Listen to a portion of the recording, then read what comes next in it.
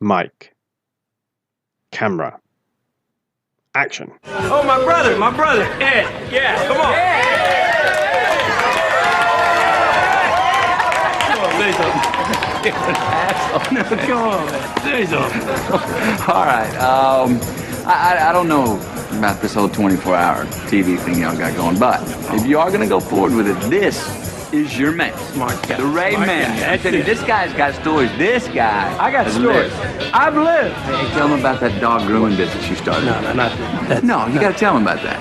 All right, I'm telling. Here we go. All right, a few years back, the Ray Man here decided he's going to start up a mobile dog grooming business. He's cute. Really? Thinking, man. Yes.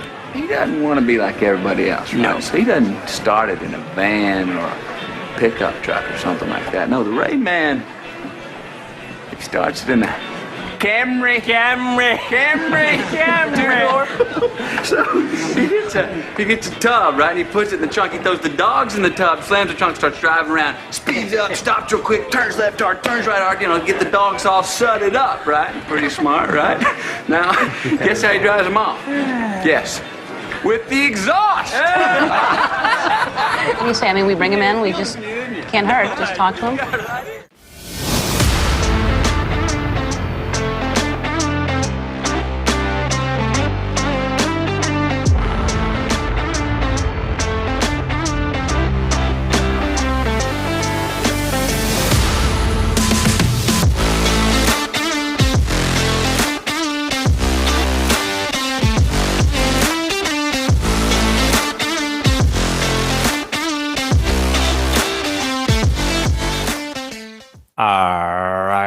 All right.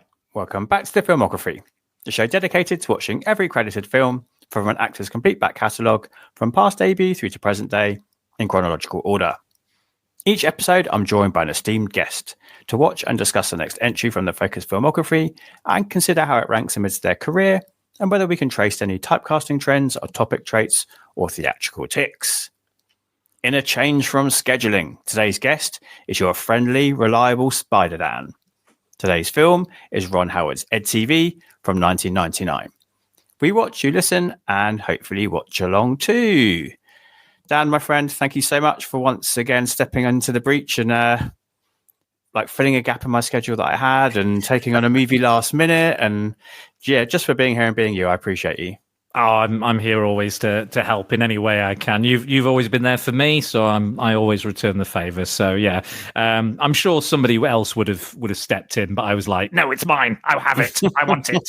It's mine. It's all mine. But yeah, no, I'm I love this journey. I love the podcast. Love the theme. Talked about it before.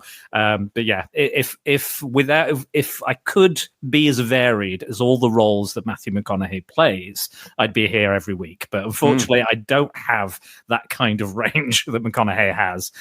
So yes, but I'm here again, and I'm looking forward to discussing a very unique film, I think.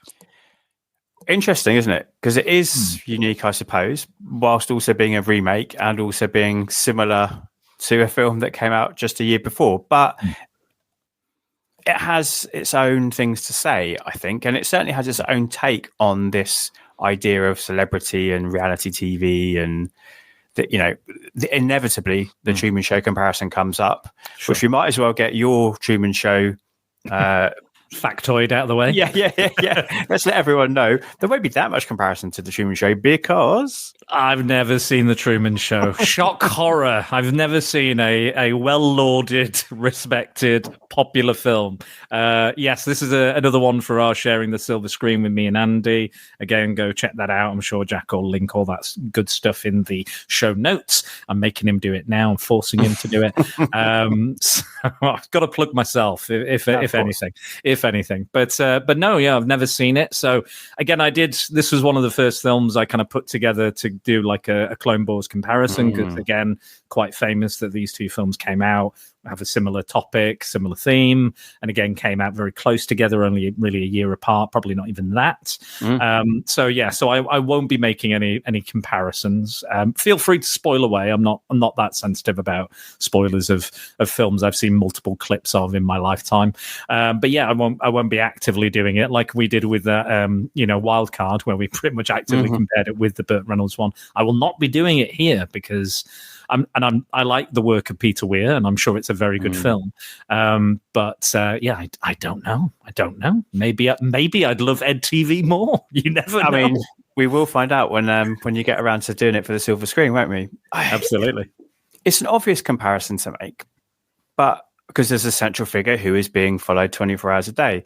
But in terms of, I mean, really, that's it. Like conceptually, that is the only thing that's the same, because they go off in wildly different directions. Like Ed just lives in the quote unquote real world. I'm sure we'll talk about that.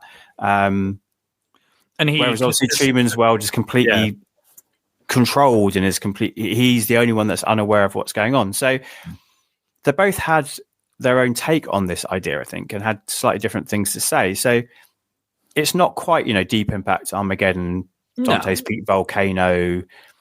They're playing with the same idea, but and also, this being a remake of a Quebecian movie from '94 as well, which I didn't realize until researching for this, is quite interesting as well. And that this wasn't already an original idea when the Truman Show did it. So,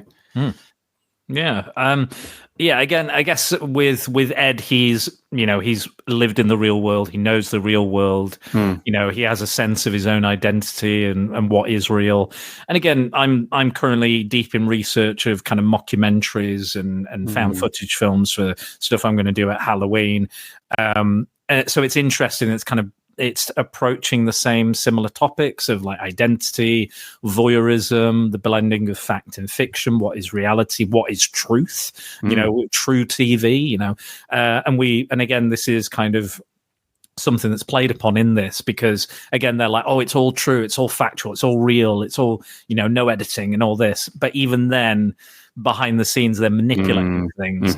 And there's moments where they're shown to be manipulating things, but there's moments where you think, have they done that? Have they found his dad? And they're like, no, I wouldn't do that. I'd never do that. And then you think, are you? Could you? There's these moments where you're like, and again, which is kind of insidious and dark and kind of twisted. And but also there's this kind of like I think there's two identities this film has. You have the wacky, zany soap opera comedy side of things. But then you have a kind of very insightful, maybe clever satire going on about, public perception and all those kind of things, fame, celebrity, success. What is success? Again, there's a lot of ground they do cover.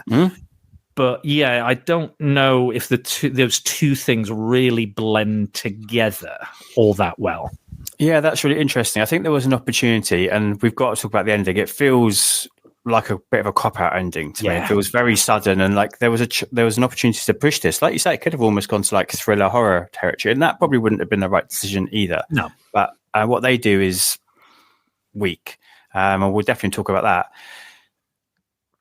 But yeah, it doesn't quite feel like. And I tried to watch the original. I looked for it. I could only find a French language version on YouTube. I thought it would have been interesting to see. It looks very. I don't know how much research you did into it. Very, very like low budget. Like I saw like a camcorder style. I mean, just like this film, then. I did see the kind of the DVD cover or something, and I was like, okay. Yeah. I don't think I need to watch it. I did a bit of research, but not too deep into kind of the weeds, let's say, of this. And this very much does its own thing. I don't think it follows. Again, it takes the kernel of the idea. A guy wins a competition to be on TV 24 hours a day, and that's it, really. I think then it does its own Hollywoodized American version of what that would be. Yeah. And you said, like, is it a successful satire? Is it clever? I couldn't quite decide myself, and it's hard to watch it now, 26 years later, and compare it to what we've experienced since, because probably it was a little bit prescient then, that idea of, I mean, the things you mentioned, like I wrote down the price of fame and like, reality TV programming, manipulation of truth, that sense of like fandom and like obsessiveness and kind of paparazzi was really getting to its zenith at this point as well, sort of around 2000, 2001. It was probably the zenith of like those paparazzi like storming around following. Well, I mean, like I've talked about a lot of this stuff quite recently. I did, I did Spencer, the Diana biopic. I did Perfect Blue very recently, which again is about fame and fandom's ownership of these, these popular people, these pop stars or idols, and how much of them are owned or the commodified or they're seen as commodities and they're being used as kind of chess pieces to make money for these kind of seedy blokes in back offices and in massive high tower skyscrapers and things. And we do get a sense of that with the kind of the Ellen DeGeneres character and the Rob Reiner character as well, and what's happening with them. It's a very much a kind of tame version of what I would, I live in a very Paul Verhoeven world, and I think to be honest, I think we all do at the moment right now with the world as it is on fire, and our own very own age of apocalypse, to be honest. So it's again a very tame and kind of not kidified, but it's Howardified. It's a Ron Howard movie. Yes. Happy days. Yeah, I get what you mean. It's kind of it's safe. It's kind of, it's wholesome, but it still is challenging some of those kind of ideas. Ideas he would know a lot about, having been a child star and been in the industry for a long time. And in that documentary you and I watched, which I think we both agree didn't have a lot to say really, like a behind the scenes making of, he described it as an observational comedy, which I don't think I would at all. I don't know about you. No, I wouldn't agree with that. I think I just think when I think observational comedy, I immediately think of Jerry Seinfeld. Like, what's the thing with this? Have you ever noticed this? I don't.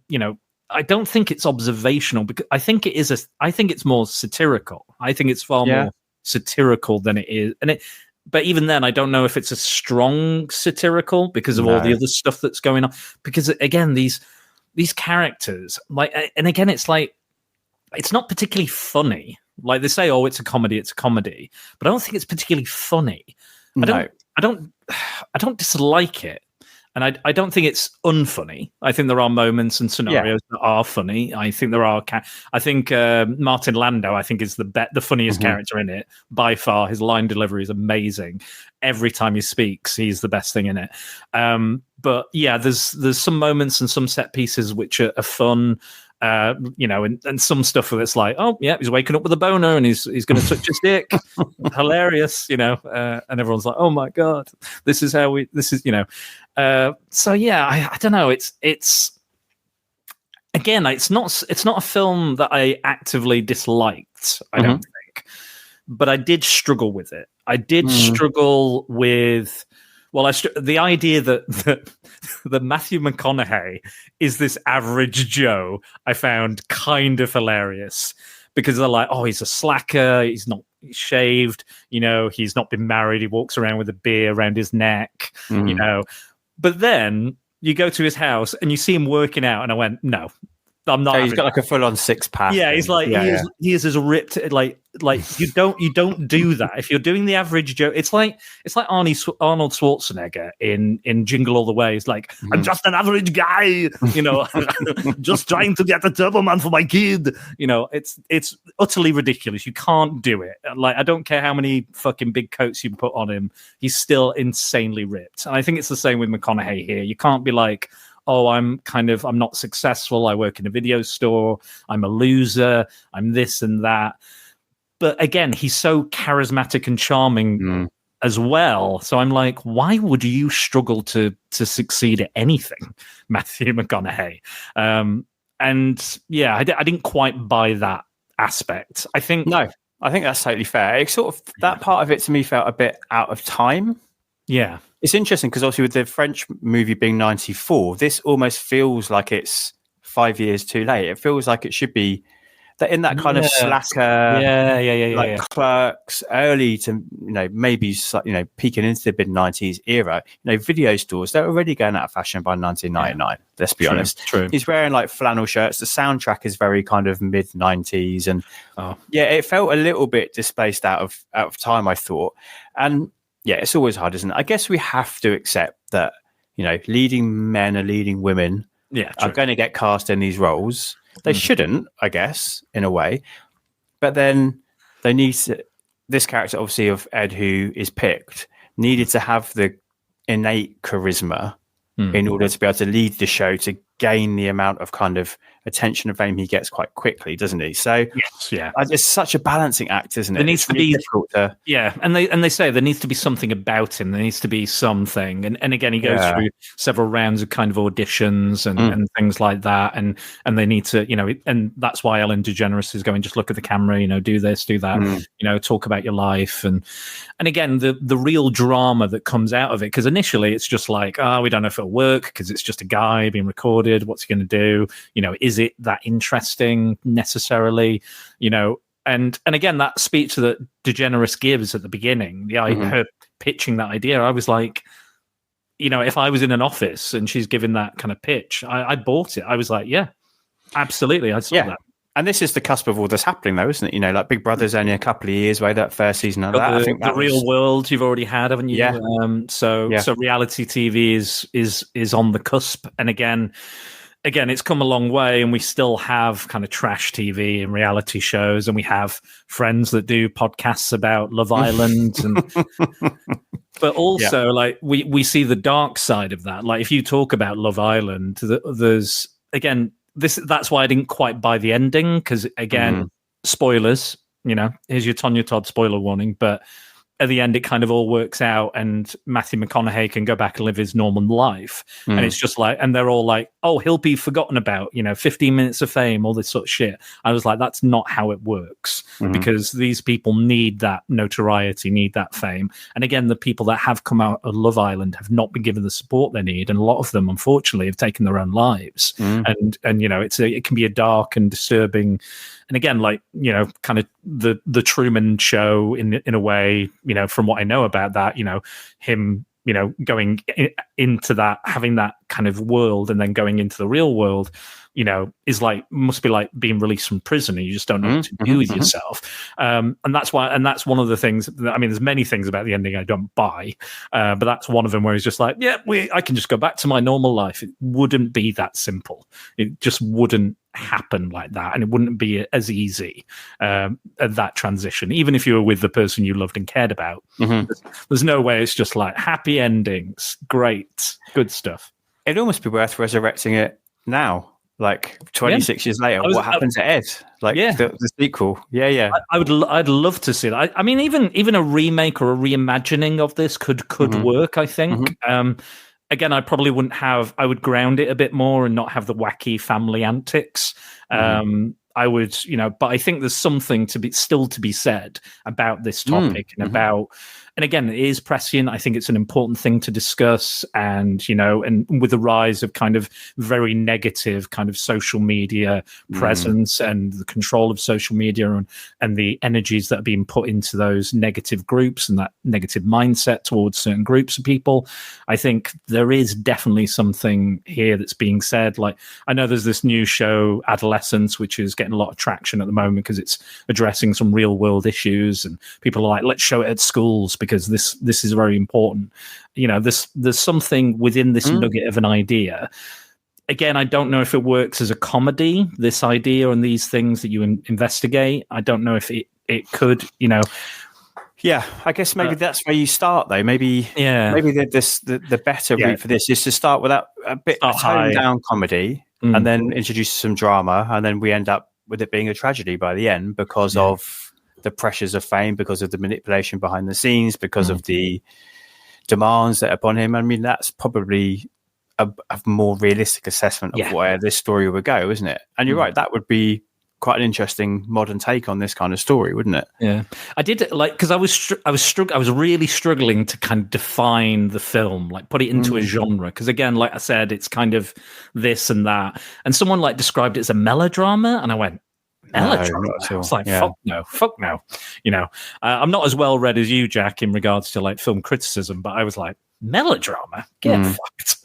What a film are you watching? When I was like, this is not a melodrama. It's a soap opera. There's definitely soap opera elements, you know, that could probably come from melodrama, those kind of tropes and stuff. But I wouldn't call it a bloody melodrama. Bizarre way of describing it. No, I think you're right. Satire is the closest thing, isn't it? It does want to say something. Yeah. Whether it's always successful is another matter, but I think that's probably a mixture of playing it safe, it being, you know what? I'm not here to bash on Howard. He's made lots of good movies, to be fair, but you know, I mean, he won his Oscar after this one, didn't he? Beautiful Mind, was it? Right. Okay. Yeah, I think he came. That's a couple of years later. Yeah, that makes sense. And it was Apollo 13 just on the other side. So it really is kind of a weird film to sit in between those two, because Apollo 13 definitely is a melodrama, and Beautiful Mind is definitely a melodrama. So maybe he just wasn't quite. Maybe he wanted to go off and do something a little bit different. But this has those strange, like, farcical moments, doesn't it? Like the Liz Hurley character is farcical. Oh, absolutely. It gives the term "crushing pussy" a whole new meaning, doesn't it? For sure. And to be fair to her, she is good at playing the part, which is essentially herself. Yeah. Like an exaggerated version of her, or the tabloid version of her. Exactly. Yeah, the persona of her. Yeah, like she's perfectly good, but like that segment of the movie doesn't really have a lot to say. It just, but again, could have done. But is farcical and wants to kind of be a little bit sexy and or to get that crowd and to get people interested for a little while, because you've had the safe girlfriend, you've had the Jenna Elfman character, so now we need like the femme fatale, we need the kind of the sexy lady, and don't we? I don't know, like it feels like that it's almost like a made by committee. We're ticking boxes. We've done this bit, so now we need to do this. Would be silly and funny. Let's put that here. It's getting a bit too dark here. Let's do this. Yeah.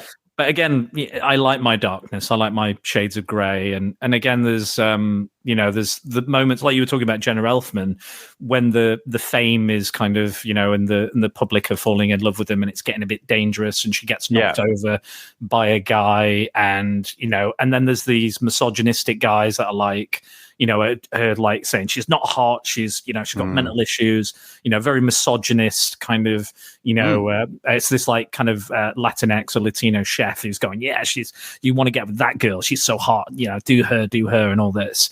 And those were the bits for me that really worked, were actually the darker elements, the humor and the sillier, wackier elements was the stuff that didn't really work for me.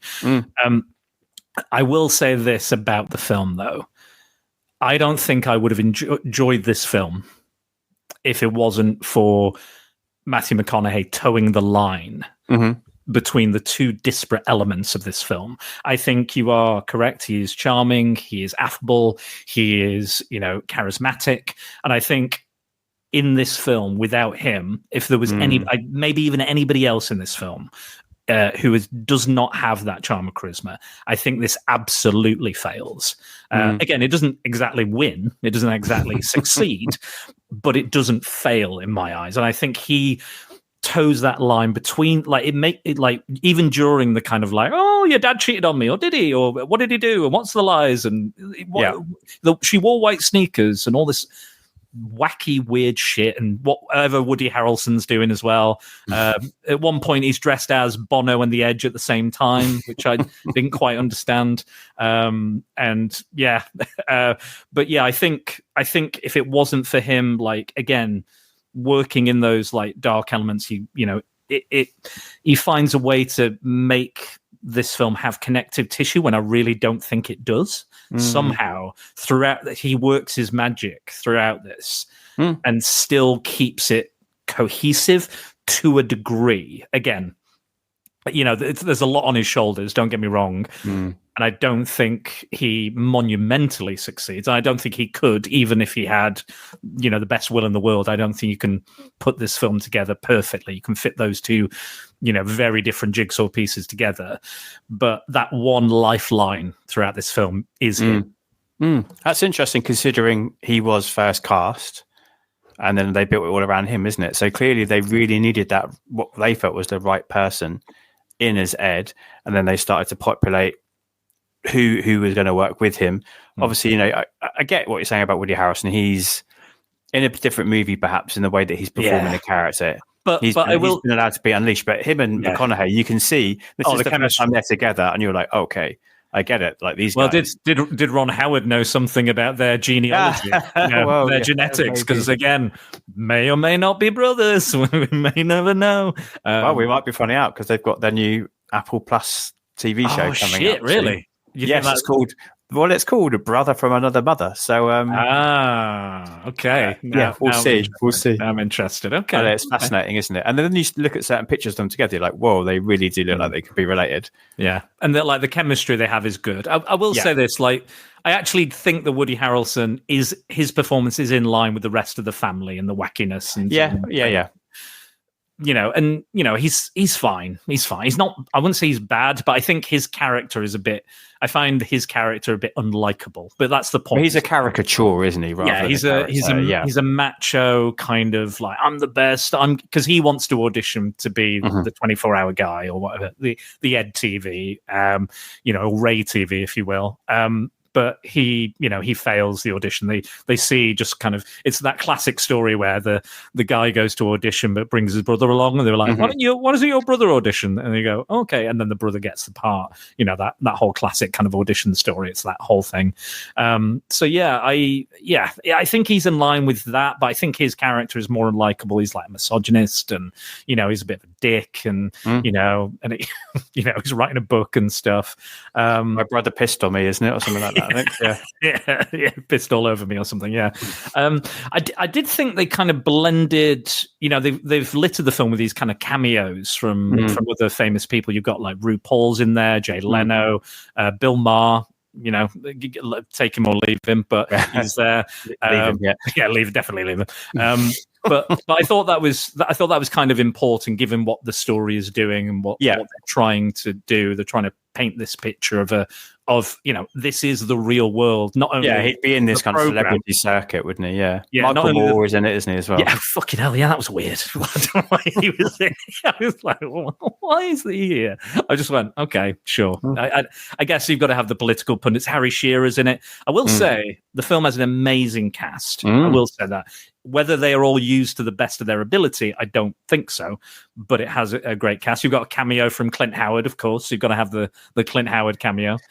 Yeah, well, I wasn't a fan of his interludes. That you were saying it's not funny, especially when it's not his fault. He can be funny perfectly, but I mean, the stuff they got him to do was awful. These like little comedy asides about hair plugs, and I think it's one of those where they're like fixing his fridge or something, and it's got doll hair. I did laugh at the doll hair one, but again, I'm a bald man, so I think I'm allowed. I think I'm allowed to laugh at those jokes. Only I'm allowed to laugh at the bald jokes. Nobody Fair else. enough. But yeah, I think it's one of those where they go, right, Clint, sit here. Yeah. We're going to let the camera roll, and you're just going to riff. You're just going to riff. I'm sure. And say weird and funny shit, and we'll just take the best one. I guarantee that's what happened. It's like worrying they're the best ones, but yeah, I hear you. Yeah, I like seeing him in things. I agree. Yeah, I don't necessarily, depends what he's given to do, what material he has. But I like him as a person or as a guy, because he's known. Unfortunately, he's known for being like the unconventional looking guy, isn't he? So I'm kind of on his side, because I was like, in Hollywood, you're going to be kind of typecast in a lot of roles, and that's the way it is. But I like him as a person, as a performer, as a famous guy. But yeah, I agree with you. It's not particularly funny stuff, but I don't think anybody's got particularly funny stuff in this.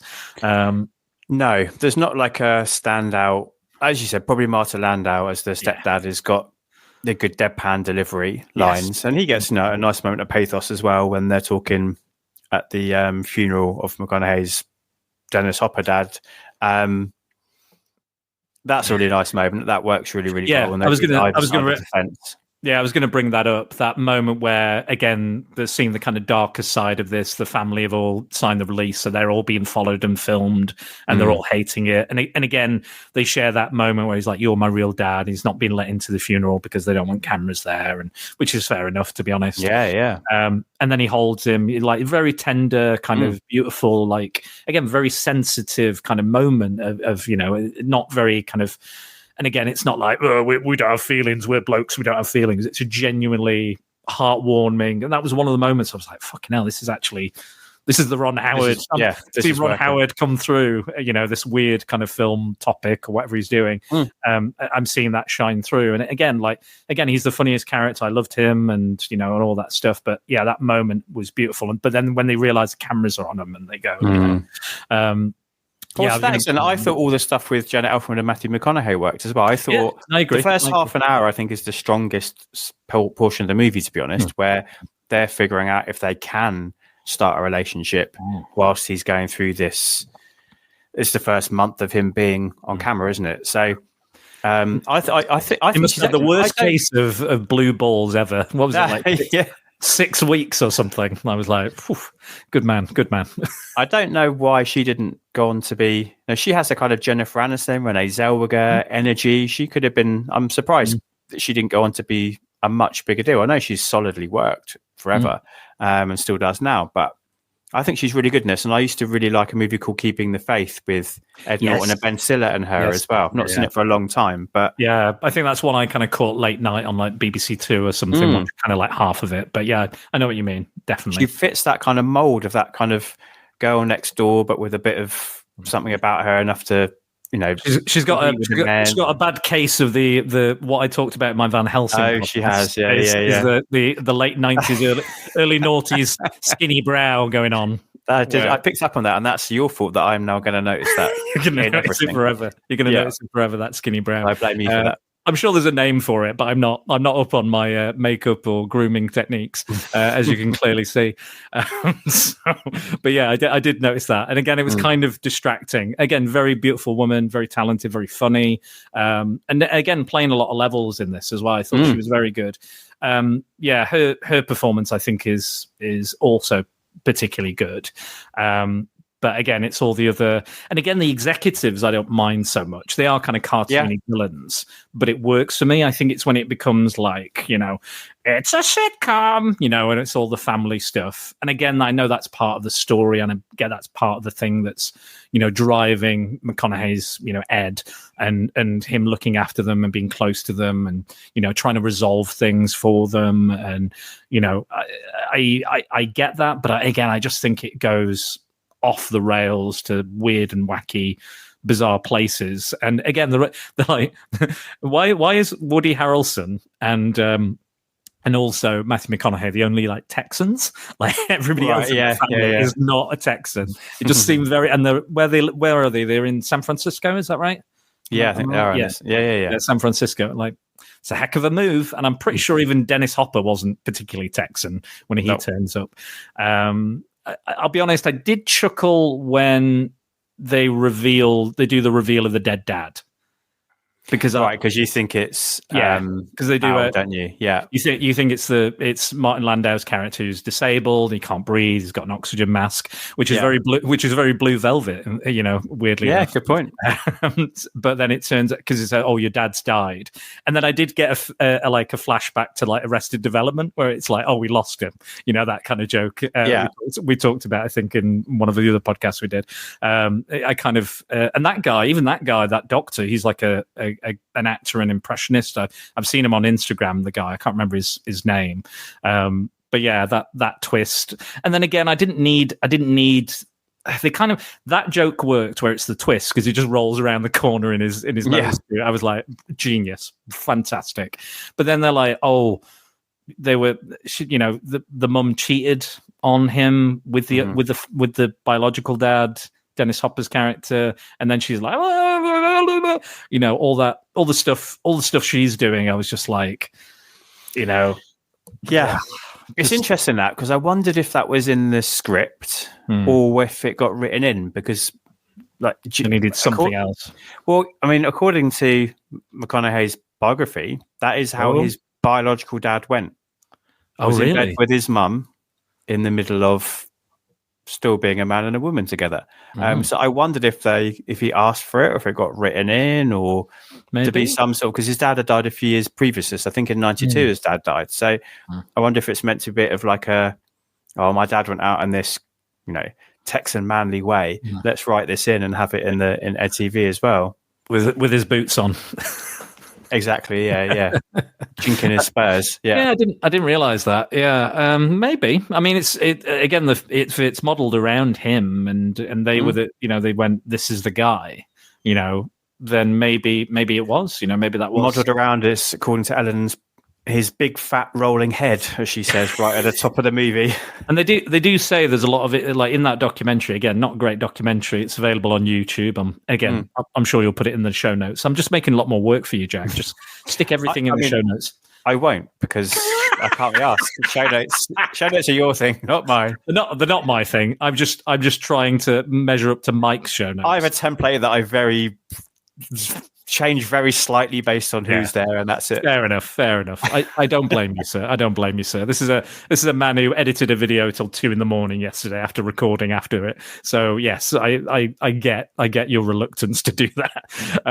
But I can't remember what I was saying now. I've lost my train of thought. About the documentary and it being based. The documentary. So they did say in the documentary that there was quite a lot of improvisation. That there is the script and you can bounce off it, and the intent and where it's going to lead, and again a lot of horsing around and stuff like that. So it wouldn't surprise me if he said, what if we do this, or this is actually, why don't we inject a bit of kind of humor and more kind of realistic pathos in this, and have the dad die. But I'll be honest, I do feel like they wasted Dennis Hopper. I feel like they wasted Liz Hurley a little bit. Yeah, Liz Hurley. I get what they're doing with Liz Hurley, and again, she's been victim to paparazzi and fame hungry, bullshit as well. But I feel like they just needed a bit more of her, or maybe a moment where it was, is she doing it for the fame? Is she doing it to be on TV and to get her face out there? Or is she, genuinely wants to shag McConaughey? And I mean, maybe it's a bit of both, who knows? But, but yeah, it was, I just felt like, because they do this thing where he's a bit sad and he's in a, destitute apartment. And again, I think that for me is the one where, did the executives do it or did they not do it, kind of thing. I think it's kind of borderline whether or not, because it's implied, because there's a scene where, like, did you do this, Ellen DeGeneres? And she goes, no, I would never do this. And she has a bit of an arc in the film where she starts off as this kind of jaded executive, and by the end she's like, no, he's a human being, let's treat him as such. Pretty much all that. With her fingers in a weird, which obviously people can't see what we're doing. This is just audio. She's like giving the birdies to the execs at the end, but she puts her fingers in a really weird angle. I couldn't. Yeah, I was. Yeah, I think she was being weird, but cool way. I mean, maybe Ellen DeGeneres can learn from her character in this. I don't know. Maybe in real life, certain things. I do think she's good in it. I do think she's good in this. I can't really remember. I can't remember Ellen that well, but I do remember seeing it back in the day, very briefly. But I thought she was good. I think she did all she needed to do. It works. The arc works. The character works. Rob Reiner, who's not really an actor, more of a director, writer. I thought he was good in the role. It worked. He's definitely worked for a lot of sleazy executives, hasn't he? He's using that character, those memories, that bit of Stanislavski there. I thought he was good as well. But yeah. But yeah, it's a strange film. It's weird as well that we're talking about another meta Matthew McConaughey film, because I was going to say earlier the meta-ness of it, and again the driving charisma of McConaughey. Again, trying to hold a film together when it doesn't quite hold together, and them trying to have a message and trying to save something, but not quite achieving it. Made me feel again like we were watching the next generation of Texas Chainsaw Massacre, But yeah, it's just strange. We're back. We seem to be kind of having these. Every time we come back, there's a similarity to one we've done before, which is odd. Yeah, I don't know what. I think it all leads back to Texas. I think ultimately Texas Chainsaw Massacre. For sure. I mean, he says in this, doesn't he? I wrote it down. This accent don't deem. I'm not going to attempt to Texan accent. That's just embarrassing for everyone. Mostly those people have to hear me try and do it. But he says this accent don't deem me no harm when it comes to the ladies. And I was like, you talking about meta? Yes, that is exactly. I'm sure he just needs to purr slightly, and they come a flocking. Well, there's a bit where he goes, "Oh, I can make it go away," and I went, "You didn't really make it go away." I love that. No, it's true. He's like, "I can make it disappear." No, that's still there. It's still very, very much there. He's almost Sean Connery like in his accent, which just forget it. Just be from Texas, no matter what.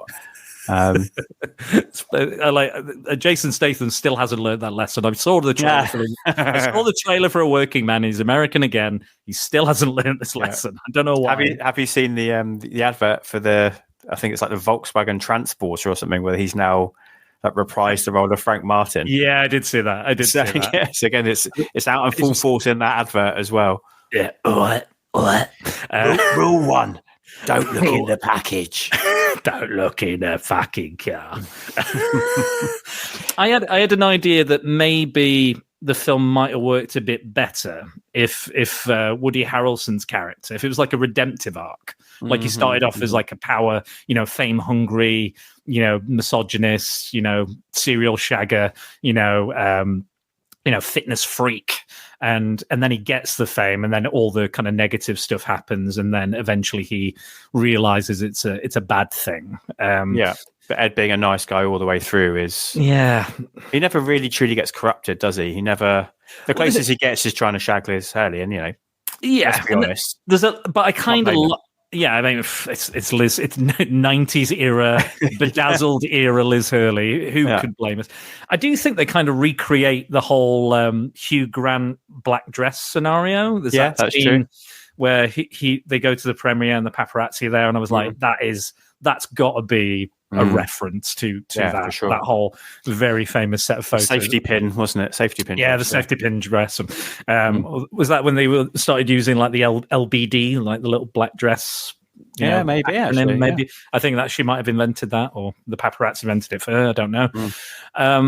But yeah, I don't know if maybe it was maybe it would have worked as a better arc if it was maybe something like that you have this redemptive arc while also seeing the negative side of fame and reality TV and the fandom and everything, and then eventually he goes, okay, I'm going to be a different person now. I've learned my lesson. I've dabbled in this world, and I don't want to be a part of it. I want to be a very different person.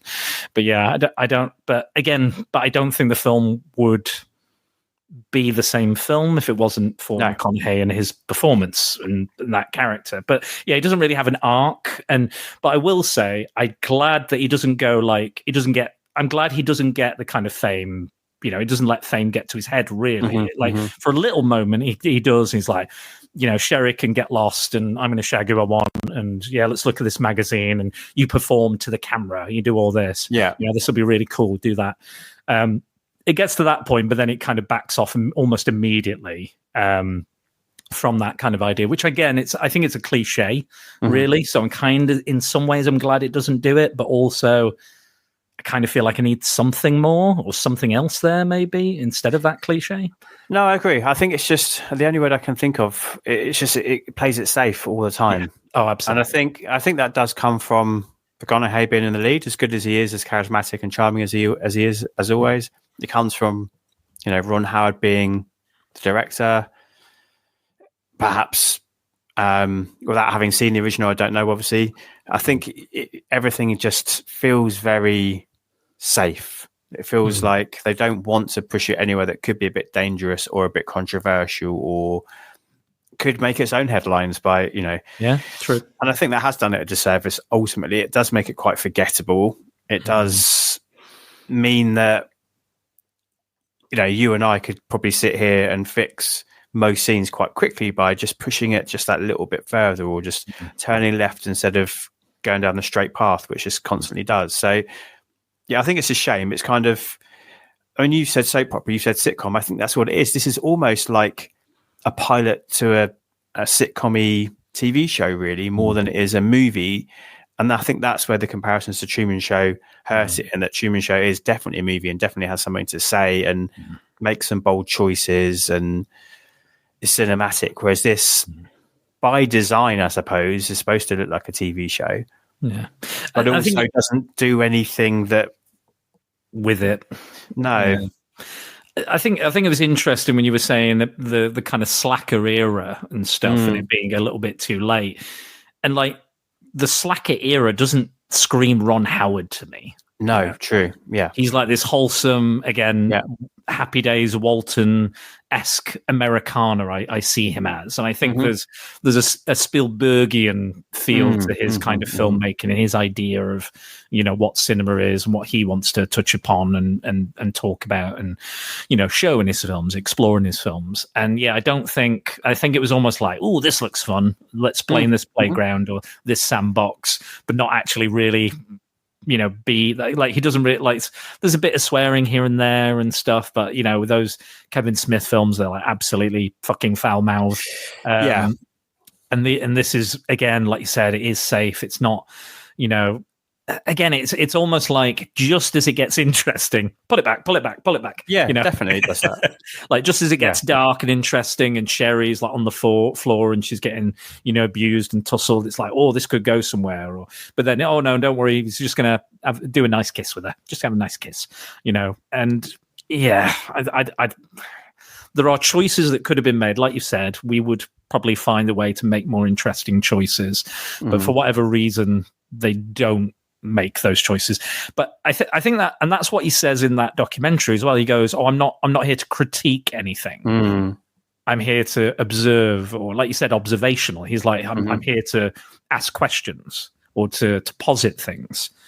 But he doesn't have anything to say. He asks the question, but he doesn't have an opinion on it. He just goes, these things. Yeah. And that's it. Like, okay, yeah, they exist, and you do show a negative and a positive side. Like he gets a parking space, he gets to ride the Zamboni and things like that. So there's positive things. Right. All right, we get one. All right, yeah. And you know, there's positive things to his fame. You know, he goes on talk shows and various other things, and and he gets, you know, this. And I love as well, lovely, wonderful little touch is the more famous he gets, the ads become bigger. Yeah. As a gradual, again, lovely little touch there. At the bottom of the screen, aren't they? Yeah. The ad banners come up, and again, he's like, oh, we can, you know, a guy gives him his tape, and he's like, oh yeah, you can promote me and promote this, and he's like, and he tries to, and again, I love like McConaughey's just had a kind of a falling out with his dad. He remembered a memory that they didn't share. It was with Ray as opposed to him, and. You know, and he could easily be like, "You're a dick, Dad. I don't like you," and all this stuff. But he goes, "Actually, my dad's having a hard time. Get him a job. There's this, there's that." And he's like, you know, he's a driver. He's a limousine driver, and he's like, "I've not actually got a license. Doesn't matter. We'll figure it out." You know, and again, that's a lovely thing. You know, he didn't have to do that. The character doesn't have to do that. It doesn't feel like he needs to do that. But that seems like a very McConaughey thing to me. That seems like a part of him coming out, even though he, you know, he's in a bad, you know, emotional situation, and his dad is kind of, you know, and he feels bad for him, but he's, you know, not really doing his kind of father-son side of the bargain, let's say. But he still goes, you know what, love my dad. He's not been around for various reasons. We don't know why. You know, there's multiple stories, which again, didn't really care for that whole stuff. That's like bloody Joker in the Dark Knight origin story, isn't it? Yeah. Where's his dad been? Like, whose version do you believe? Yeah. Yeah. But yeah, and I don't think I really cared for the Sherry cheating on the brother, you know, thing. Again, like, I don't know if there's a lot of like sleeping around stuff and being with multiple women and things. And this is where it gets to soap opera stuff, isn't it? I mean, yeah. I think I don't know. I think, you know, I know Tony's Tony, our friend, for those that don't know, Tony, friend that appears in lots of shows for both of us. He's not a fan at all of the kind of love triangle trope. Yeah. I think it kind of works here for me because of the Ray character being such a dick. Yes, yeah, and true. they're the moments, like I say, in that first half an hour that I think work really well. And they kind of, you see her like looking at Ed, and he would never know about that, but because it's on TV, everyone else gets to see it. Yeah. And then the moment when they do kiss, and then they remember they're on the camera, I thought that moment works really well, because you hear about these people on these shows talk about like, well, when you're locked in, when you're in a moment, you do kind of forget at times you're being filmed. So I thought those moments worked really nicely.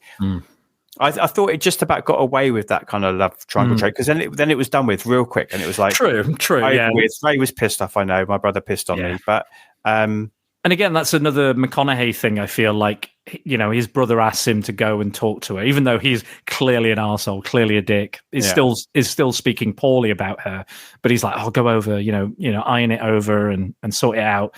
And he does. He goes over. You know, it's a task that ends, you know, it's in vain, but he does it anyway because he loves his brother. And even when his brother's pissed off with him, even when he's like, you know, Sherry said I've got a tiny dick and bad in bed and all this sort of stuff, and he writes this book and he brings out an old girlfriend, and she's like, yes, Ray is very good in bed, and he's like, vindication, which made me think of Brooklyn Nine-Nine when he shouted that as well. But yeah, and even then he's like, he gets the balloon payment, and the first thing he thinks about is giving that money to Ray, even though you know, he hates him, doesn't want to speak to him, you know, writes this book about him. He goes, this is for you, Ray, the balloon payment's for you. We'll get that gym for you. He's even thinking, and then Ray's like, I don't want it from you. I don't want that money anymore. But again, so maybe in a way, kind of McConaughey is the best casting for this because of who he is and what he innately brings, but the worst casting for this because we needed somebody with a bit more edge, somebody that would push us to the darker places than he is willing to go, perhaps as an actor, or the script was willing to go, or Howard's willing to go. What if in another world, EDtv came out after True Detective? Well, yeah, that's it, isn't it? Yeah. That. Now that's an interesting film. McConaughey still in the lead, but that film comes out when he's in his dark period, his whatever you want to call that. Not period. his wholesome kind of. Yeah, not the rom-com period, not the period you've just gone through. You know, the beginnings, the humble beginnings, I'll call it. But that kind of dark, grim, gritty kind of that. Now that would be an interesting film for me. That would be interesting. Again, not this film. You know, it would be totally different. But it's interesting because you're saying like if we made it now, if you're making it a straight remake now, it's somebody like Chris Pratt, right? Oh God, but he has that kind of, you know. Yeah, I think I'm done with Chris Pratt now. I think I've had enough.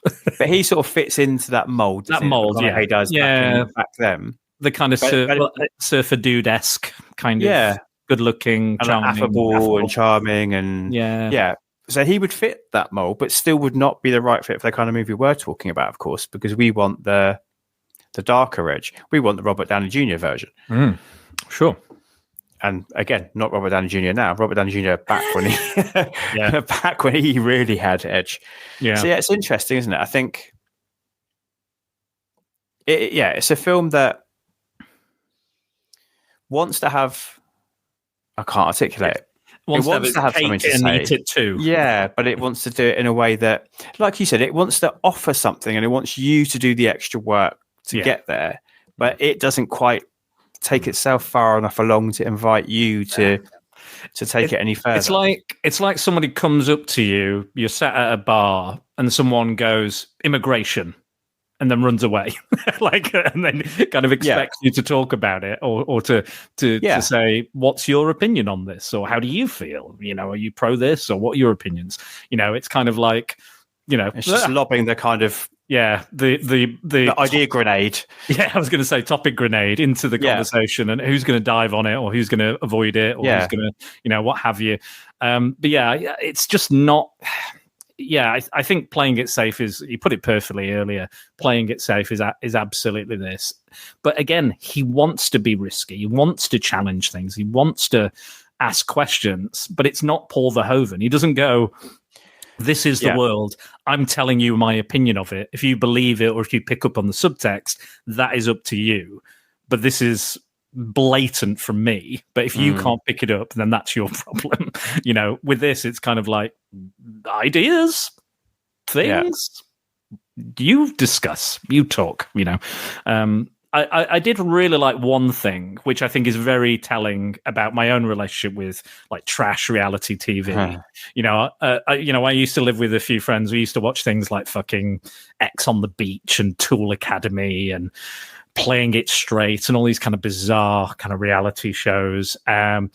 And I love that you have these couples. Again, a gay couple, two men. Yeah, that's interesting. I thought it was quite progressive. Again, I think there was a They're little not like gay. They're like two men that live together, and it's up to you to decide they're gay. Yeah, they don't. But I'll be honest, there was a lot of like stereotypical limp wrist acting. I'll be honest. I hear you. Which I didn't. Kind of.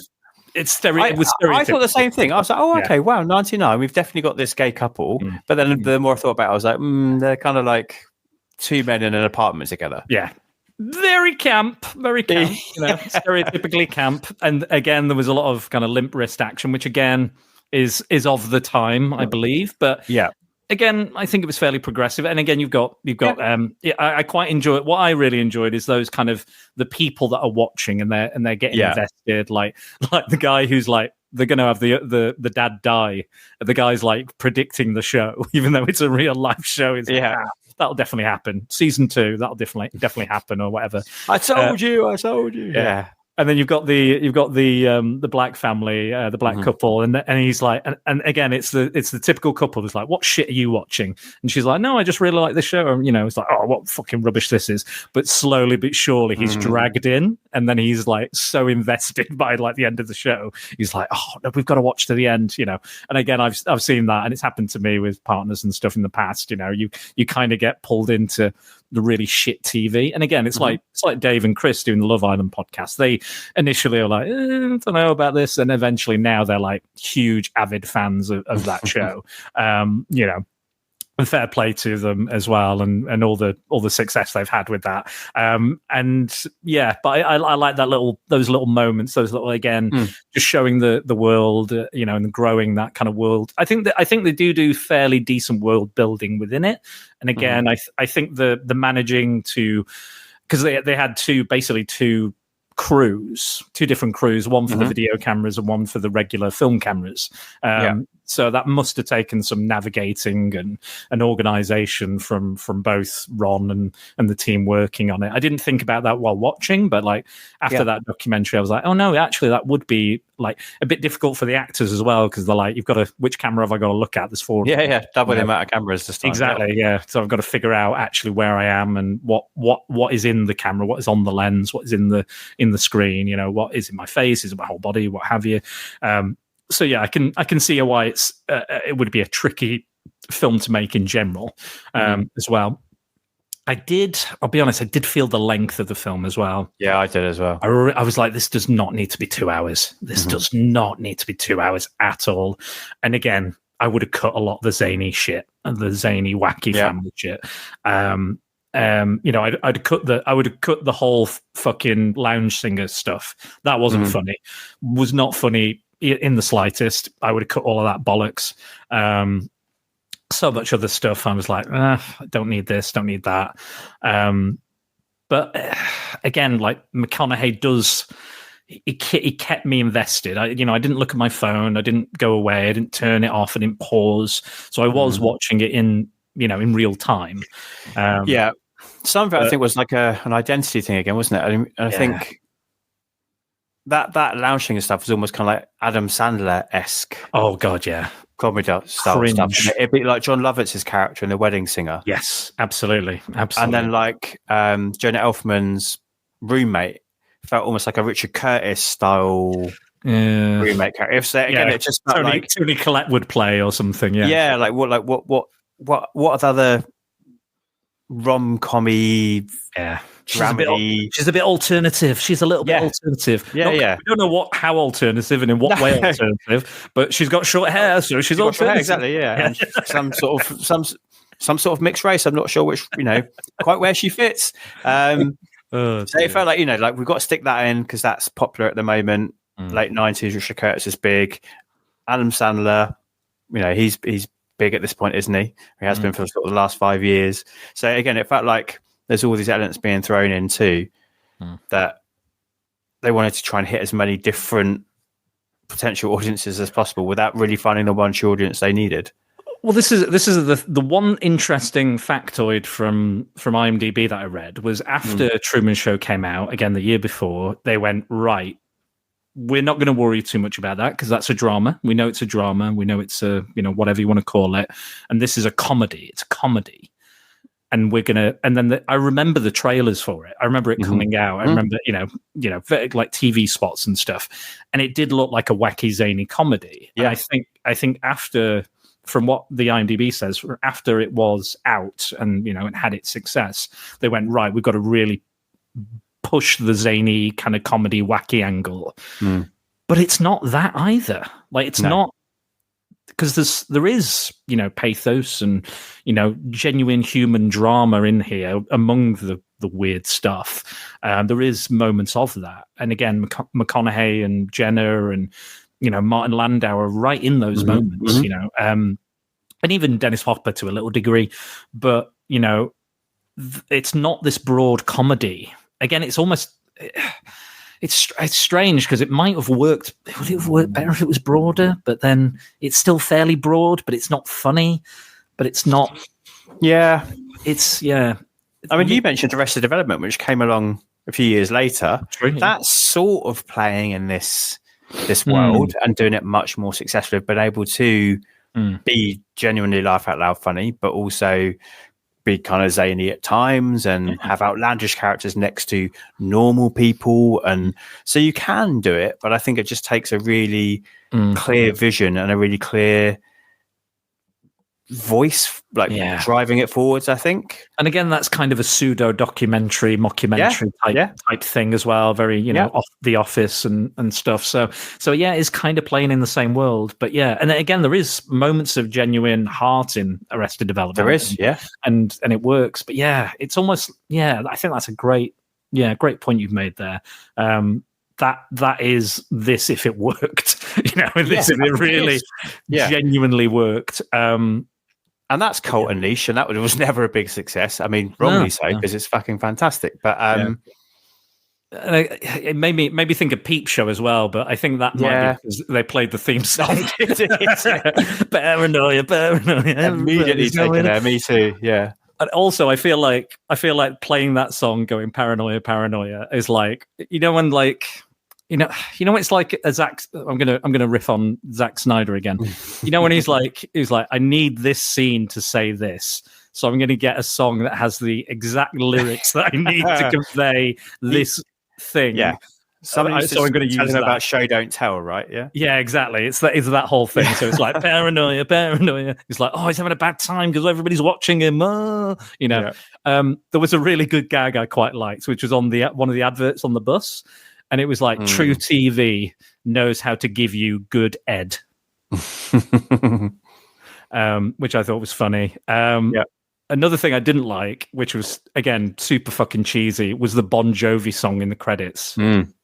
Fucking hell. It's like, it's a real life. It's like Bryan Adams. Yeah. It's like, I was like, this is not the right song for this film. Like, we've got real love in this real, and I like Bon Jovi. Don't get me wrong. Like, I've got a soft spot for Bon Jovi. This was dreadful, out of place, tone deaf song to this film.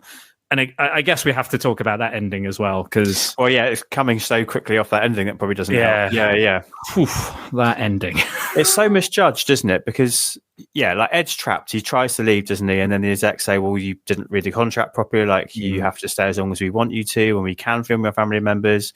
So on the spur of the moment, this guy who's shown no kind of clear initiative or kind of intelligence in this way comes up with this scheme that's going to get him out of it. And it's pretty smart, to be fair. So he works out that if he turns the tables, he offers 10 grand, doesn't he, for like salacious rumors about some of the execs that he'll then reveal that night. And then we get this build up, don't we? This build up to what the biggest rumor he can collect is going to be. And it falls really, I'm going to use a word on purpose. I'm not going to say flat because that's the saying. It falls really flaccid. Bit limp. Yeah. It's terrible. I just don't even get it. I don't know. I wonder if they tried lots of different things out and this is what they landed on, or whether this was the one they knew it was always going to be, or what. I just don't know. I'll let you take that forward. Oh, yeah. I'm the one who gets to talk about erectile dysfunction. That's what ED stands for. EDtv stands for erectile dysfunction TV. So Rob basically he blackmails effectively these executives. He goes, "Well, I need to find a way for you to stop broadcasting me because that will break the contract. If you stop broadcasting, that will terminate the contract. If I do it, if I try and live a boring life, I'm gonna, they're basically gonna sue me." Yeah, he's not allowed to be a shut-in, is he? He has to. Yeah, he's like, I'll be dull, and again, this is when they're like, we're going to do this, and we're going to add this, and we're going to introduce these elements, and again, it kind of goes away from the whole idea, but again, that is the whole what they're talking about is what is real, what is truth, what is reality TV, because reality TV ultimately is scripted. People think it's reality, but it's not. It's it's scripted and various other things as well. But that's another debate for another time. I'll be the Ron Howard and just say idea and run away. Is my idea grenade, my topic grenade? I'm running away. But yeah, so he comes up with this idea and they ask people to bring in the dirtiest, darkest secrets. And if he calls him, he's gonna give that again. Very generous, guy, a very nice guy. He's gonna give them his money that he's already made from the show to get this blackmail, and he finds and then Ellen DeGeneres for some reason dresses as like a babushka and goes on and is like, hello, it's me, Dave, on the phone and gives the information. And then, and the Rob Reiner's like, don't worry about it. We'll sue him. We'll do this. We'll cover it. What can be so embarrassing that, these guys, that you could have? What dark secrets, what skeletons in your wardrobe could you have in your cupboard? And then it turns out he's talking directly to him and saying, well, we've got a little penile implant which you pump up and it will generate an erection for you, which apparently is something Ron Howard's talked about in another film I read on IMDb. So really? Okay. Strangely obsessed with that. Don't ask me why. I'm not going to put that into my Google search. No. Ron Howard penis pump, penis enlarger, penis pumper. So yeah, and he's about to reveal, and then Rob Reiner's like panickingly like typing, get the guy on the phone to shut off, and he was like, and he goes, I don't know who it is in this room that has a penis pump and does this, but I didn't want them to embarrass you. I don't want that to happen. And then he breaks that. He gets the balloon payments. He gets all the money. He gets, he's happy, lives his life again. His family get other stuff. I think they get some sort of payment as well. He gets all the money. And again, we end with him. Yeah, he gets the girl because now they can look, because that's it. That moment where she's being followed by the cameras and he's like, why aren't you following me? That felt a bit seedy and a bit dark and a bit disturbing because they were like, we're in a women's bathroom, we've got cameras on it, and now we have to stay with her. And I was like, oof, and again, they're kind of interesting, a bit dark and a bit shady, a bit interesting. I mean, the cameraman puts the bloody camera underneath the toilet cubicle door. He does, yeah. I know she's only hiding in there, but again, like, there's stuff to be said and things that, I agree. Yeah. And again, there's an interesting discussion. Yeah. That might be more interesting is if it was if they remade EDtv, but it was a woman, Edna TV or something. I don't know, but yeah, that might be there'd be different things you could say with that, and female fame and what have you. Get Liz Hurley back, maybe have her character do it, and kind of maybe continuation growing of that universe. But yeah, this ending again kind of fits in with the zanier, wackier elements and the kind of gotcha kind of moment. But just it's not anything. It's just nothing. Like, I don't know. I guess we live in this sordid world now where we know what these execs get up to, but they were getting up to it back then as well. Do you know what I mean? It's been going on for forever. And so this silly, zany, like Zaz style, Austin Powers-esque, I feel like they wrote themselves into a corner and they had no idea how to get out. Yeah. How does he break this contract? And then they're just like, Deus Ex Machina, this thing, kind of thing. And it's like, yeah, we'll just do this, And again, they get the lawyers in and they're like, he can't do this, right? And he goes, no, because technically he's telling the truth. I'm like, is it not slander? Is it not libel of some kind? Because there's constantly court cases about that. So, so surely that would be the thing. But they're like, no, he's telling the truth. Like, how do you know he's telling the truth? You don't know what his sources are. They could be lying. Well, that's true. He might not have any sources. He might be making shit up. You don't know that. So I don't, that whole scene, I was like, the lawyer going, like, explaining it away. I was like, this is fucking bullshit. Like, I do not buy any of this.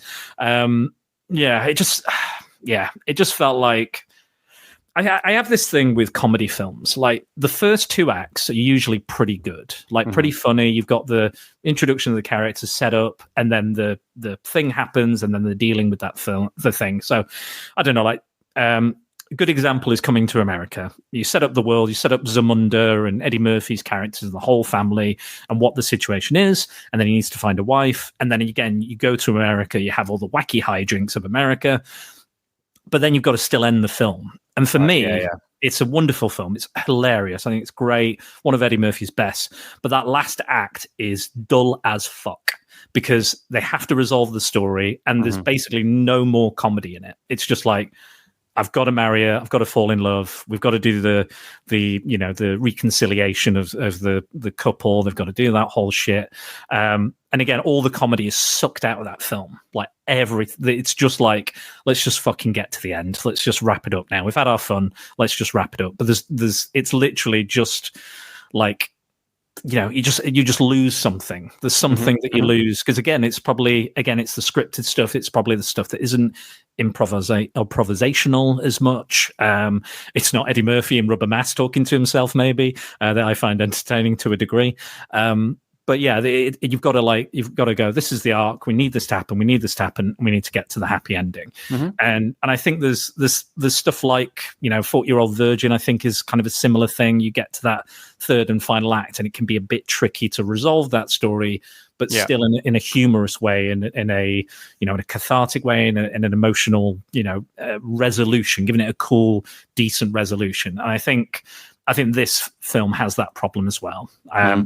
But also it's not particularly funny in the first part anyway. But now we have this kind of wacky premise. What do we do? How do we do this? I think, again, there is a better way of doing this. And again, there's a better way, turning left when we should turn right. Like you said earlier, I think there are ways to, push elements or pull them to find some way of getting out of this. But yeah, I just felt it was like, rush quickly. Here's the ending. We'll do this thing. Yeah, it's so flat. And that's, I was so flaccid. I didn't mean that, but it's just, all this build up and then it's just a big old bunch of nothing, really. I found the ending really disappointing. And I think, as you said, it's overlong anyway. So I've been sort of struggling through this last half an hour, at least hoping we'd have some sort of satisfying ending.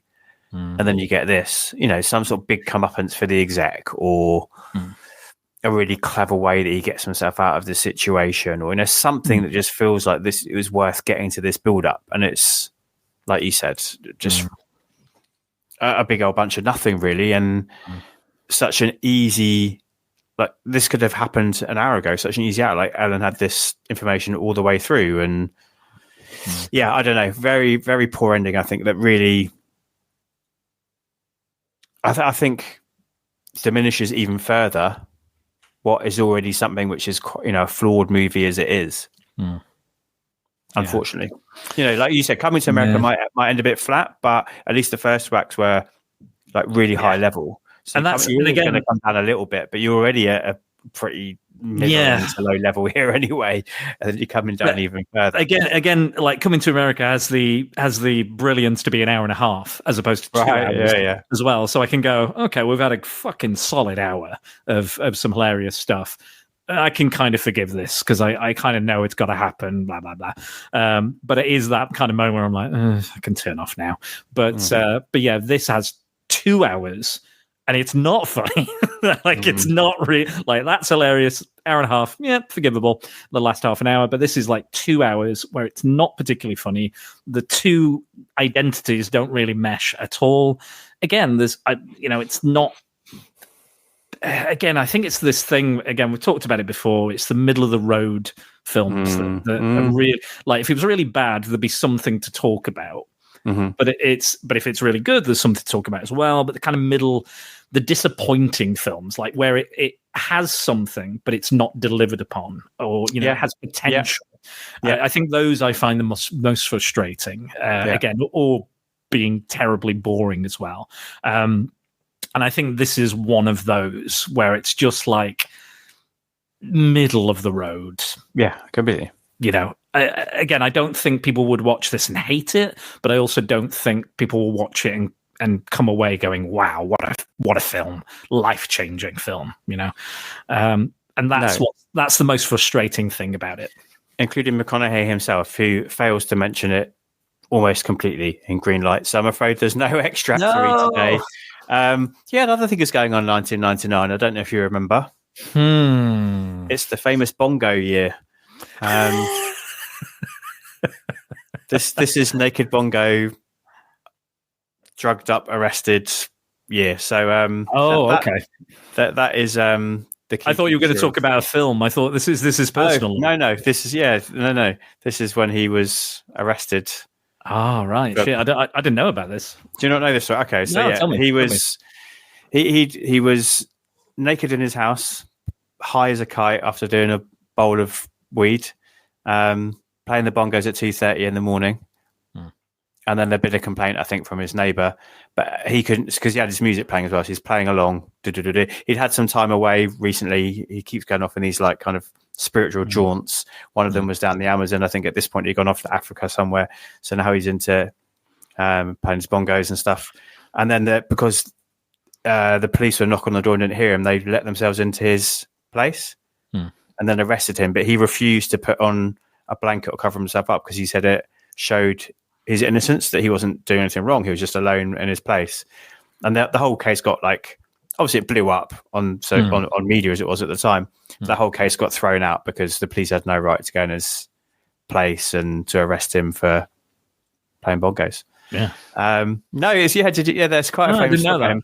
No, for the others that didn't know, that's why there's a little bit of playful bongo playing in my episode edits nowadays, because McConaughey and bongos are synonymous with one another. Go together. Absolutely. Yeah, that's it. So, yes, that's a chunky 10-page story that I've just surmised really poorly there in Greenlights, but there's nary a mention of EDtv, which speaks volumes, I think, really. Yeah, probably. Yeah. Does EDtv need to be cancelled? That's the question. Yeah, I mean, it's not that bad, is it? I think no. As we said, I think there's promise, and perhaps this is one that could come back around and be made now with a lot more to say, with a different person in the central role, or, as you said, gender swapping. Or what if not only do we gender swap the lead star, but we get Bryce Dallas Howard to direct? How about that? I like that. Yeah, let's do it. Let's picture Edna TV. Yeah, who's playing Edna? Who's got that nice bit of edge? Who's charismatic? Got to be charismatic, or not? It'd be tricky to decide. Well, I'll have to think. I don't have an answer for you right now. No, fair enough. But it's a hard one. Again, are they going to verge into the darker territory, or are they going to keep the kind of comedic aspect? I think that'd be the question. Yeah. But that's my pitch anyway. Yeah, I like it. So you said you're excited about some letterboxd reviews. Do you want to jump into some? Yes, I can't wait to hear, because I'm not even sure how I'm going to feel about the film because I'm still not decided. But we'll see what they have to say, and maybe I'll know a bit more where I'm going to swing. Fair enough. So Jason says, this predicted the culture surrounding reality TV pretty accurately. Nobody cares about the privacy of people on TV, and you only need to look on Twitter, obviously X now, to see the horribly nasty things said about celebrities. And of course, television executives only care about ratings and morality is thrown out the door. It's a fun film with a likeable Matthew McConaughey as the titular character. Woody Harrelson is also quite funny as his brother. Lots of familiar faces pop up too, which was cool. Yeah. I think he's definitely on the more positive side of things. I don't know if it's fun. Fun might be a strong word for me. But I can see, there are a lot of familiar faces, and again, if you like that, the cameos and stuff, which again fills out the world building and stuff. And I think what he's saying there is, I agree with some of it, but again, I don't know if I feel as strongly positively towards it. No, fair enough. Okay, Jordan Beaumont says, not only a better film, but substantially better television than The Truman Show. I mean, consider your choices. Matthew McConaughey writing himself into acute cirrhosis, or Jim Carrey showing startling restraint in a bourgeois fascist come-free biodome. All right.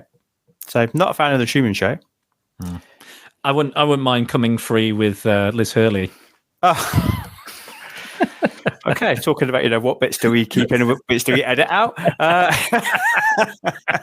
Do I put on my exec's hat and edit that out, or just let it go out free live on TV? It's fine. Yes. What is the truth? You don't corrupt the truth. What is your truth? That's truth? It. True. Yeah, exactly. True TV.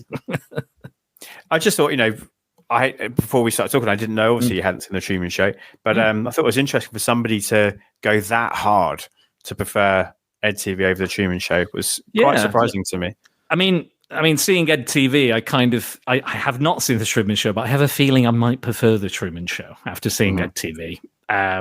But again, things may change. You never know. The winds may change, and I might have a different opinion. But that does seem quite strongly like I like Jim Carrey, and again, depends on the project and what he's doing and stuff. I think he even did an impression of McConaughey, did the whole Lincoln thing on SNL as well.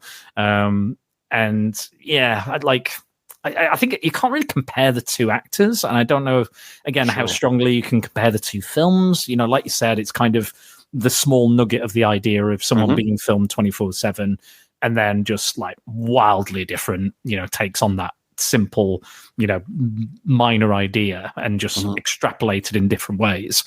But I don't know. Yeah, again, I haven't seen both films, so I can't really say. No, it'll be interesting to revisit once you have, I think. Absolutely. All right, last one. Tessa, as she couldn't be here, thought she deserved to have her words said. Oh, amazing. Matthew McConaughey and Woody Harrelson should really be brothers. And that's all she has to say. Which, short and sweet, and maybe again says quite a lot about the movie, that she'd rather focus on the reality of whether they are really related. Yeah, true. I mean, they've got the chemistry, they've got the camaraderie. I can believe it. It's one of the most believable parts of this movie is that they are brothers, and may or may not be in real life. But absolutely, I can see why they were put together and why they work so well together, and they clearly have such a fun time. They've worked together 3 or 4 times now, maybe more. I think so. Yeah, in different not projects. Not as many as you think. No. Yeah. Was it like Surfer Dude? Is that one? Surfer Dude and this and True Detective. Yeah, I think that might be it. Fair enough. And this upcoming show you mentioned. But no, absolutely. They're like, just go together like, I don't know, macaroni and cheese. I don't know. Nice. Okay. Whatever. I don't know where that came from. I was struggling, and that's what came to went back to the food. So yes, I think so. Oh dear. So you have to now make it your decision. No. Classic, worth-catching, completist. Family. Not a classic. I can tell you that much. Not a classic.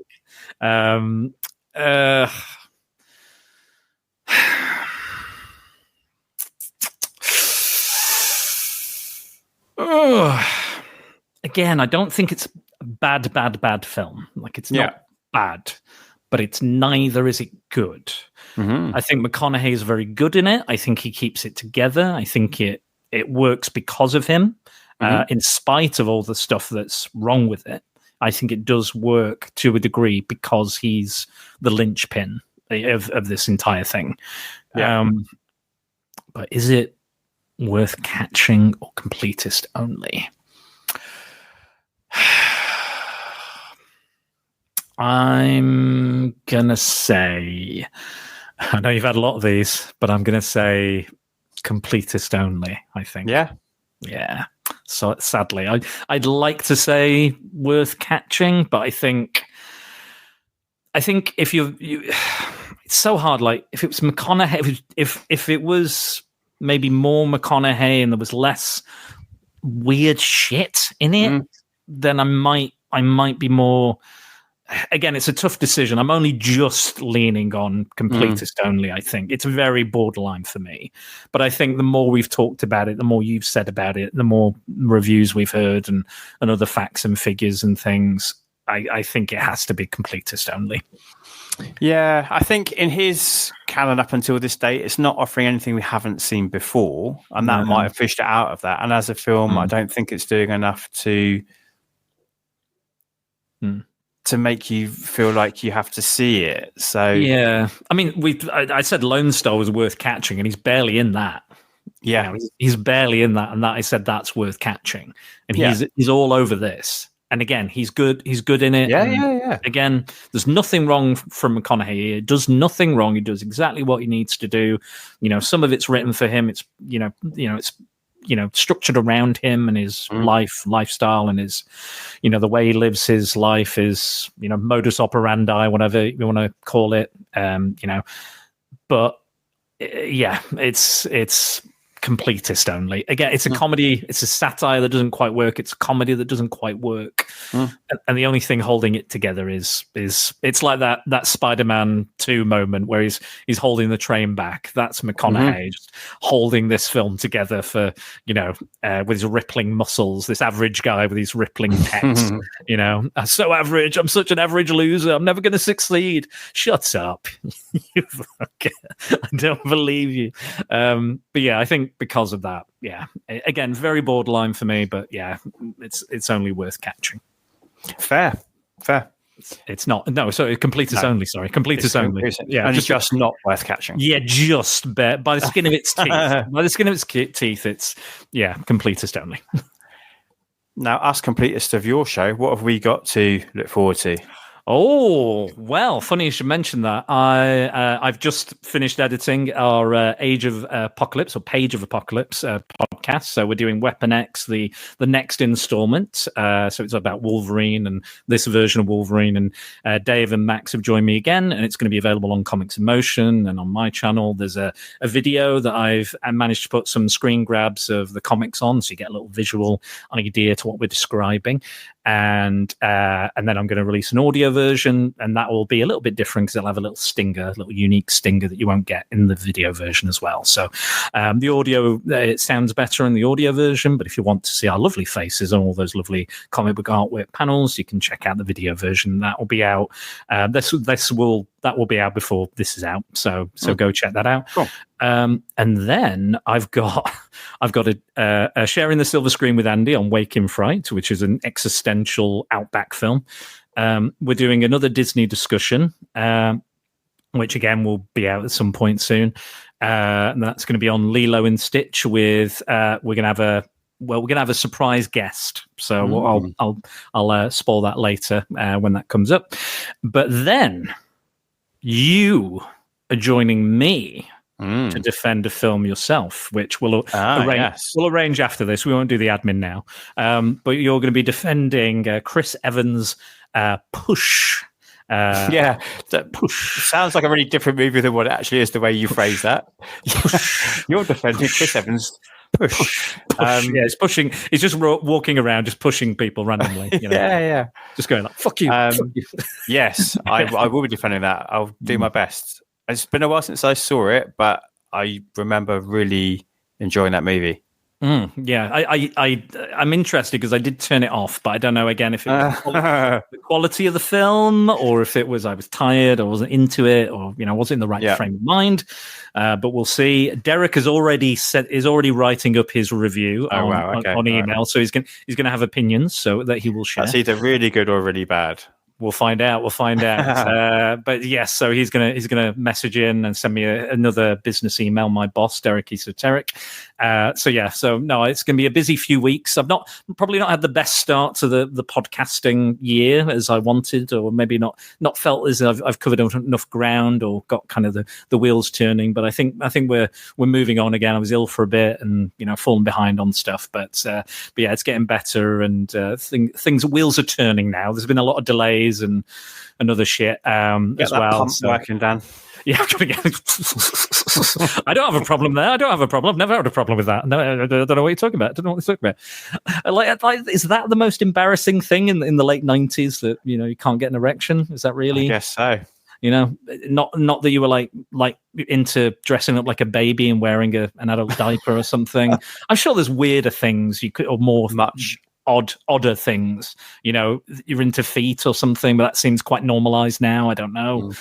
It's no shame, not shaming anybody, but I didn't. Yeah, another thing I didn't quite buy in this film, but 100%. But yeah, thank you again for having me. This has been a I appreciate you jumping in. Very much. Absolutely, anytime. I know we've got a very interesting one I think coming up next. If I remember I was going to say yes, you'll be back for yeah. Not a penis pump, but you'll be back for Tiptoes. I will be back for Tiptoes. I've not seen it, but I've heard all about it. I have heard all about it, and I can't wait to talk about that one and see. That was going to be a VHS Strikes Back suggestion from me, but no, I'm doing it here. We're going to do it here because nobody else would do it. No one else wants to do it. That one we are going to have a lot to say, I think. Gary Oldman in the role of a lifetime. Says Trailer Man. We will see. We will see. Starring good old Peter Dinklage as well. Yes, of course. He's in it. So yeah, and he's going to be the Toxic Avenger this year as well. Unique. Snow White's just come out as well. So yeah, a lot of discourse going on about that. All the different controversies that involve that film. But that's another discussion for another time. Super, mate. Thank you so much. All right. Big thanks to Dan again for stepping into the breach. He's a reliable, good friend, that guy. I didn't mention, which I should have done in the show, that when he propped up on our feed, his screen name was EDtv. Kind of gave away what I think he was going to say. All that's left for me to say to you all is to thank you for listening and partaking in this journey with me through the McConaughey. That was EDtv, and next up in a fortnight, I'm going to be joined by a new guest to the show, but old friend to me, Matt Rogers, to discuss Eminem's performance as Lieutenant Andrew Tyler and Jonathan Mosto's U571, for those that are watching along. Until next time, be excellent to each other, and make sure you take the time to treat yourself too. I am Jack signing off. Yippee-ki-yay, movie lovers.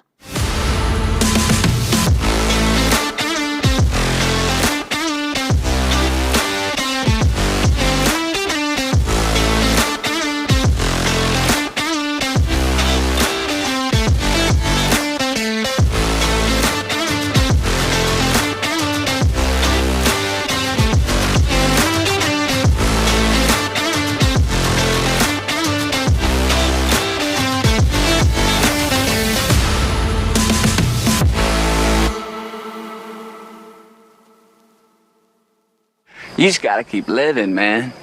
Livin. Cut.